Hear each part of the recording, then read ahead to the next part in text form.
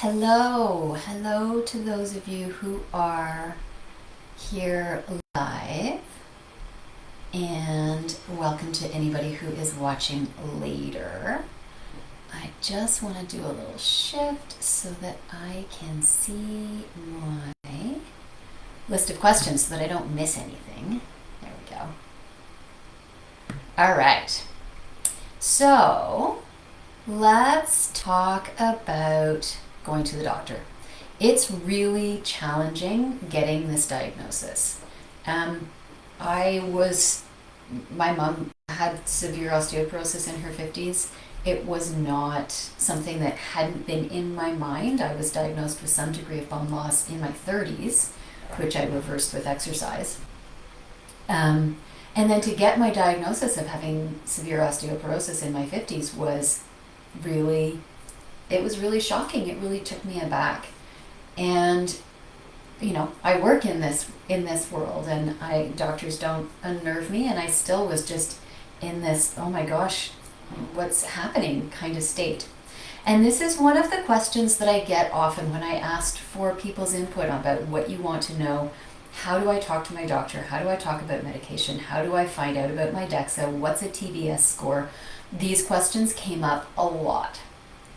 So we're going to cover those questions. We're going to cover those things that you want to know. And I've created a little document that you can sign up for, and you can download it, and then you can have kind of a tangible copy in your phone or in your computer or in your hands if you want to print it out the next time you have an appointment with your doctor, if you are still waiting for more information and more things to understand.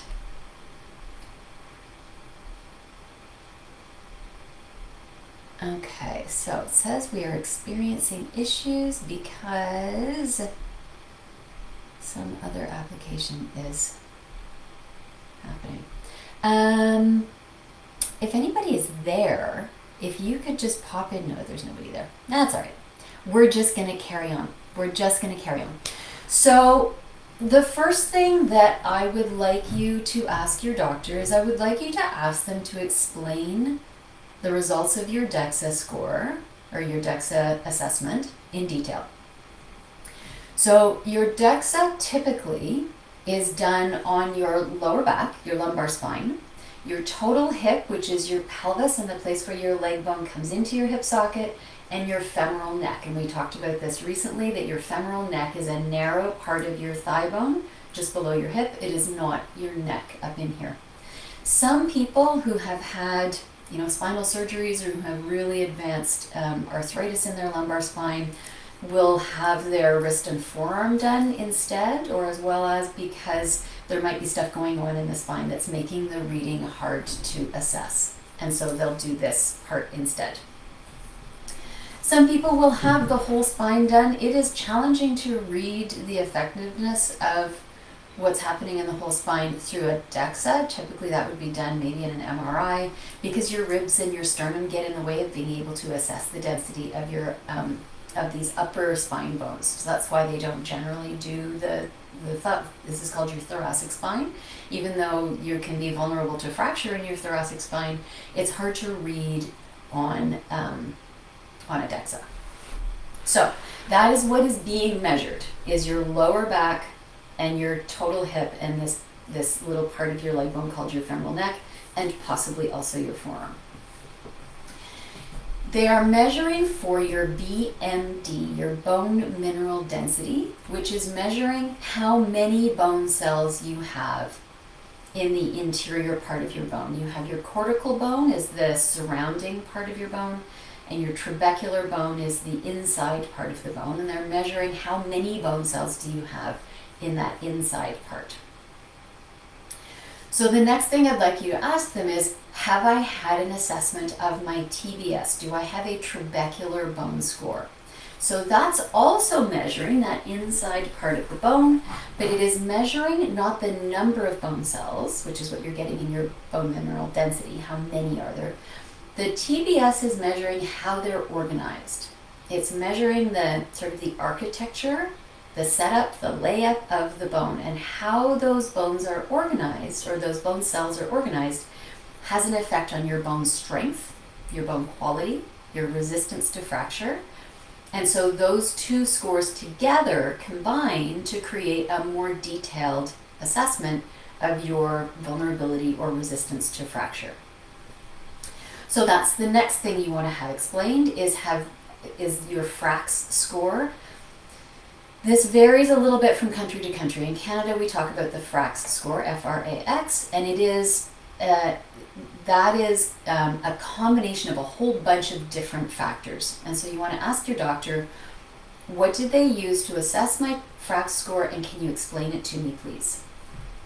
And it's a whole combination of your bone density, your age, your parental fracture history, previous use of medications, current use of medications, other health conditions that might be contributing to bone density, alcohol use, smoking. Like there's a big body weight through your whole life. There are a lot there are a lot of factors that go into determining your fracture score, your FRAX, or whatever your country uses as the equivalent to what is your fracture risk. And it's typically, it goes into 3 categories. Low risk is a less than 10% chance of a major fracture within 10 years. Moderate is 10 to 20% risk of major fracture within 10 years. And then over 20% is considered to be a high fracture risk. Anybody who has had a fracture, regardless of your T-score, is going to be in the high fracture risk category.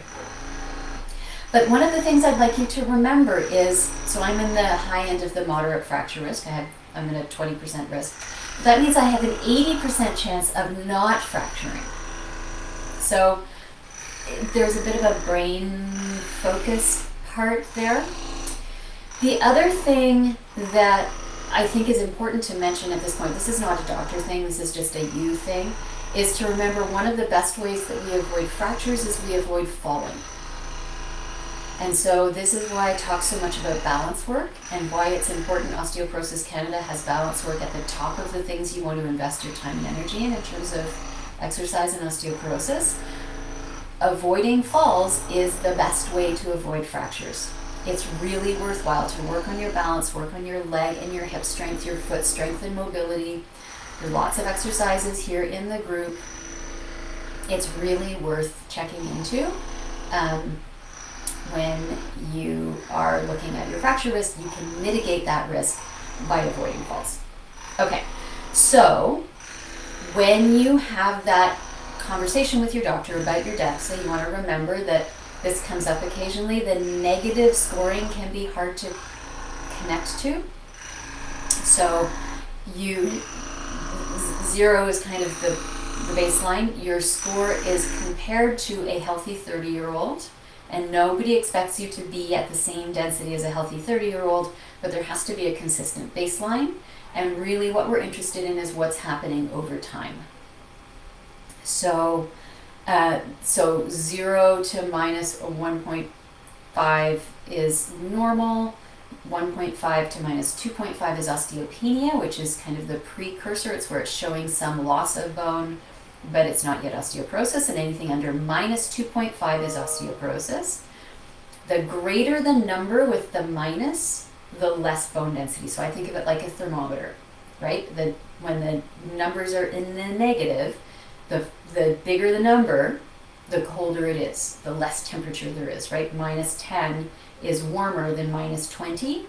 So minus 2.5 is more bone than minus 3.5.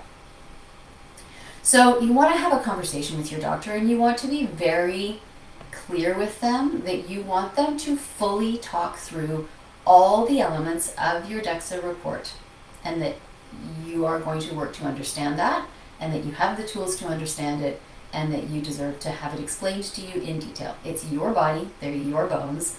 Your doctor needs to make the time to do that with you. So once you've done that, the next thing, and keeping in mind I'm not a doctor, so this is my experience and the things that I've absorbed from people that I've spoken to.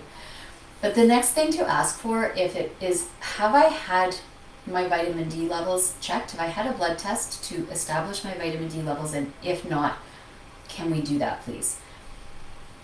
Everybody's vitamin D levels are different. Erin talked about this in her nutrition talk, which you can find up in the featured, you can find the replay of it up in the featured section. And she talked about vitamin D as something that we need to have quite specifically tailored to our own vitamin D levels, rather than just well, this is what somebody else takes. So asking to have your vitamin D levels assessed is important, because if you have low vitamin D, that definitely can be an issue in terms of your body being able to absorb calcium. And we need that for our bones. So that would be my next question. And then we get into the medication, because most doctors are going to say either, would you like medication, or I think you should be on medication, or here's your prescription for medication. And I don't think that's just here's the prescription is not enough. It needs to be a conversation. And so here is my list of things that I would like you to ask when it comes to medication. And I'm just going to make sure that I get my whole list here.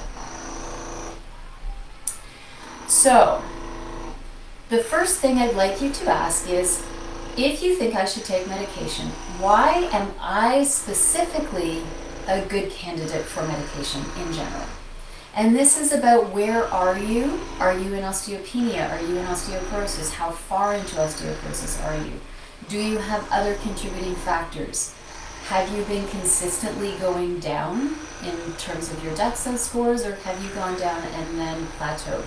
What is it about your specific situation that makes the medication a good idea? And then after that, then most doctors will have a specific medication they want to prescribe. And so then you say, why am I a good candidate for this medication in particular? And this is partly because I want you to know if this is a good medication for you in particular. It's also another way to elicit more information about the medication. I'm sorry, there is construction going on right outside my house, and I'm hoping that my microphone is filtering it out. But if you can hear this nasty, weird vibrating sound in the background, it's a jackhammer. The next question that you'll ask is, how does this medication work? Some medications work by holding on to existing bone and reducing the bone resorption activity, and some medications work by fostering the development of new bone cells. So you want to figure out which bone medication excuse me, are you using, and which mechanism does it use to support bone density. Then you want to know, how long will I be on this medication? Is there a time limit where I stop taking this medication? And if so, do I take another medication after that? And then you want to ask, what are the side effects of this medication, and how common are they? Because most medications have side effects, and although some people can have really profound responses, many people do not. And it's useful to just get a perspective on how common, how frequent are these side effects, how long do they last? Are you going to feel lousy for a day or two on something that you take once a month, or you need to find that out. Doctors may or may not be the best resource in the end, actually, about medication. My number one recommendation, after you've gone through these questions with your doctor, because your doctor is always your first line of inquiry. But the next thing is to then take that prescription, or take the detailed name of the medication that your doctor is prescribing to you, and go to your pharmacist. Pharmacists are a wildly underused resource, and I think that they can be incredibly helpful.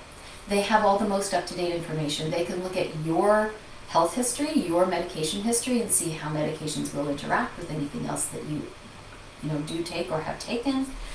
They're a really good resource. So you can make an appointment generally with your pharmacist to go over all of these kinds of details. And I think that's actually an incredibly helpful thing.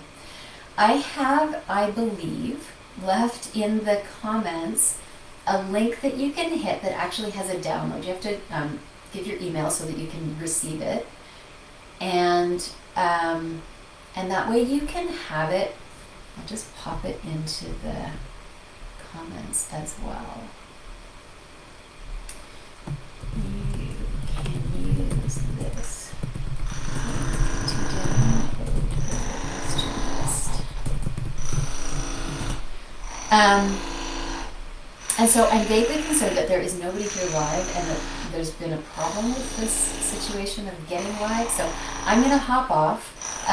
If you have questions when you're watching the replay, put them into the comments below and I will come back in regularly and double check and answer questions as they come up. All right. Bye.